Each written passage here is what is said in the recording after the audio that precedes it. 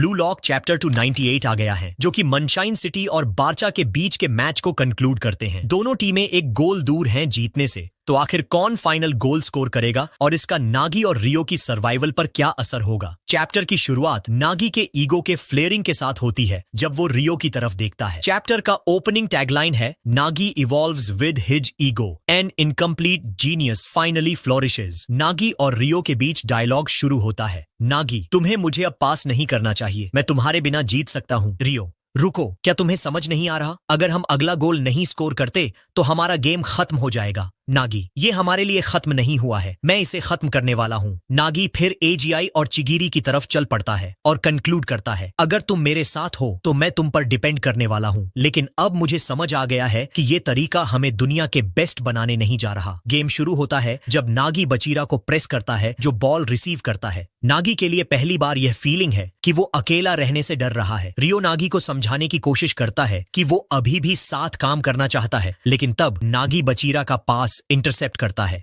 नागी, चलो इस डर को आग में बदलते हैं। नागी जंप करके बचीरा को सरप्राइज करता है, जो फिर एजीआई को पास करता है। एजी इस बात से एक्साइटेड होता है कि नागी अब ज्यादा एक्टिव प्ले कर रहा है। वो फिर नागी को पास वापस करता है, जो सीधा चिगिरी को चिप पास करता है। चिगिरी नागी से कहता है कि वो धीरे मत चले। जब नागी अपने इंटरनल मोनोलॉग में सोचता है कि रियो सरवाइव कर गया है और अगर वो नहीं किया तो उन्हें सॉकर नहीं खेलने मिलेगा, वो पास रिसीव करता है, बॉल को अपने शोल्डर से रोल करके हील से चिप करता है ताकि वो डिफेंडर को क्रॉस कर सके। नागी सोचता है, मुझे नहीं लगा था कि ऐसा फ्यूचर कभी आएगा। ये डिफेंडर को शॉक करता है जब वो सोचता है, मैं इस फीलिंग से नफरत करता हूँ। रियो, मैं तुम्हारे साथ रहना चाहता हूँ। नागी एजी को पास करता है, जो एयर में चिप पास करता है। नागी उस पास पर लॉक इन होता है जब वो नेट के सामने होता है। जब एक डिफेंडर रश करता है, नागी फेंट वॉली से उन्हें रोकने की कोशिश करता है। नागी सोचता है, मैं ऐसा कोई बनूंगा जो दुनिया के बेस्ट बनने का सपना देख सकेगा अपने अकेले। लेकिन जैसे ही नागी ये कहता है, ओटोया रश करता है उन्हें रोकने के लिए अपने निंजा स्टार्स के साथ। ओटोया, इस बार कितने होंगे? मैं इस तकनीक को इतनी बार देख चुका हूं कि हमने ऑलरेडी प्रिपेयर किया हुआ है। ओटोया डिफेंडर्स को पोजीशन करता है ताकि वो नागी के शॉर्ट कोर्स को ब्लॉक कर सके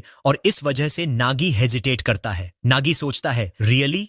उसने ये रीड किया, क्या मुझे शूट करना चाहिए? नहीं, वहां 3 लोग हैं, वो आ रहा है, वो इसे चुरा लेंगे, मैं अकेला हूं। जैसे ही वो ये सोचता है, नागी अपनी राइट तरफ देखता है और देखता है कि रियो उनके साथ रश कर रहा है। रियो, नागी मुझे देखो। जैसे ओटोया रश करता है, नागी अपने अकेले होने पर मोनोलॉग करता रहता है। हम देखते हैं कि नागी का ईगो धीरे धीरे खत्म होता है जब नागी पास करता है रियो को, जो पिच के दूसरी तरफ है। जब बॉल रियो की तरफ उड़ती है, दोनों की आंखें मिलती हैं और ये गेम साथ खत्म होता है, लेकिन बचीरा रश करके पास को इंटरसेप्ट कर लेता है। ये नहीं है नागीची, अगर तुम यहाँ मर नहीं सकते और अकेला आगे नहीं बढ़ सकते तो तुम एक ईगोइस्ट के रूप में फेल हो जाओगे। जब बचीरा पोजेशन चुरा लेता है, हम उसका बिड वैल्यू स्क्रीन पर देखते हैं, जो 120 मिलियन येन है। बचीरा मनसाइन सिटी के प्लेयर्स को ड्रिबल करने लगता है और हम बाकी बिड वैल्यूज का रिवील देखते हैं। छठी जगह पर चिगिरी है, जिसका वैल्यू 90 मिलियन येन है। 7वीं जगह पर रियो है, जिसका वैल्यू 78 मिलियन येन है। 8वीं जगह पर कुनिगामी है, जिसका वैल्यू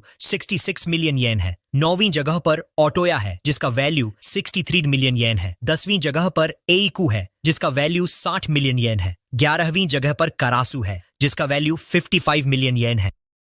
फिर हम देखते हैं कि उसका एक टीममेट बचीरा को, जो अब फ्लो में है, जब वो पास रिसीव करते हैं और हवा में जंप करते हैं। हम बाकी बिड वैल्यूज का भी रिवील देखते हैं। 12वीं जगह पर गागामारू है, जिसका वैल्यू 50 मिलियन येन है। 13वीं जगह पर अरियू है, जिसका वैल्यू 45 मिलियन येन है। 14वीं जगह पर युकीमिया है, जिसका वैल्यू 42 मिलियन येन है। 15वीं जगह पर निको है, जिसका वैल्यू 40 मिलियन येन है। 16वीं जगह पर हियोरी है, जिसका वैल्यू 39 मिलियन येन है। 17वीं जगह पर सेंडुओ है, जिसका वैल्यू 67 मिलियन येन है। 18वीं जगह पर करानो है, जिसका वैल्यू 35 मिलियन येन है। 19वीं जगह पर जानतेट्सु है, जिसका वैल्यू 33 मिलियन येन है। 20वीं जगह पर फुकाकू है, जिसका वैल्यू 28 मिलियन येन है। 21वीं जगह पर राइची है, जिसका वैल्यू 26 मिलियन येन है। 22वीं जगह पर क्योरा है, जिसका वैल्यू 26 मिलियन येन है। फिर हम देखते हैं बचीरा फाइनल गोल स्कोर करता है बारचा के लिए, जो उन्हें एनईएल का फाइनल गेम जीतने में मदद करता है और टूर्नामेंट की उनकी पहली जीत होती है। हम इसागी के पर्सपेक्टिव पर कट करते हैं जब वो बिड वैल्यूज देखता है और हम 23rd बिड वैल्यू का रिवील देखते हैं। वो फाइनल वैल्यू देखकर शॉक्ड होता है, क्योंकि चैप्टर के फाइनल पेज पर 23rd बिड निजी नाना से के रूप में रिवील होता है, जिसका वैल्यू 25 मिलियन येन है, और हम देखते हैं कि उसके नीचे नागी का वैल्यू 24 मिलियन येन है। वो इसे लेकर शॉक्ड होते हैं। कोई बात नहीं नागी, चैप्टर का एंडिंग टैगलाइन कहता है, एक जीनियस हैरान करने वाले तरीके से डिस्क्वालीफाइड। इवन डीमन किंग इसागी भी अनएक्सपेक्टेड फाइनल रैंकिंग से शॉक्ड है। ये चैप्टर यहाँ खत्म होता है, और अगर मैं अपने 2 साल के ब्लू लॉक फैन होने के नजरिए से कहूं तो मुझे ये कभी नहीं लगा था। मेरे ख्याल से सबसे बड़ी बात जो हम डिस्कस करनी चाहिए वो ये है कि नागी यहाँ लॉक ऑफ हो गया। नागी का रियो को पास देना एक ईगोइस्ट स्ट्राइकर के माइंडसेट के बिल्कुल अगेंस्ट जाता है, जो बिना किसी सेकंड के हेसिटेशन के शॉट लेता है। पास करना इस आइडियोलॉजी के डायरेक्टली अगेंस्ट है। इसलिए बाचिरा भी इस पर कमेंट करता है कि नागी एक ईगोइस्ट के रूप में फेल हो गया।